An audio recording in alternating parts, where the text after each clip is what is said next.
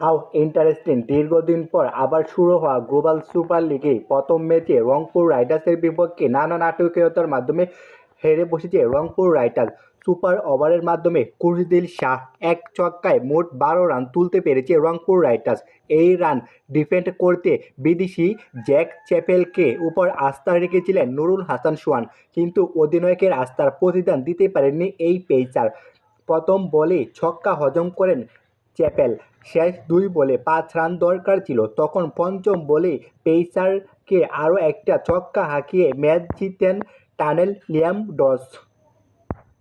Guyana toss জিতে আগে bat করতে নেমে নির্ধারিত ২০ ওভারে সবকটি উইকেট হারিয়ে ১৩২ রান সংগ্রহ করতে পারে হ্যামশায়ার। জবাবে খেলতে নেমে ২০ ওভারে ৮ উইকেট হারিয়ে ১৩২ রান বেশি তুলতে পারেননি রংপুর রাইডার্স।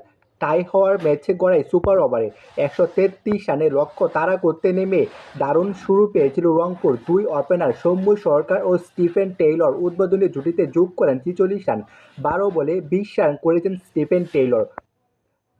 আরেক ওপেনার সৌম্য সরকার ব্যাট থেকে এসেছে ২০ বলে ২৭ রান।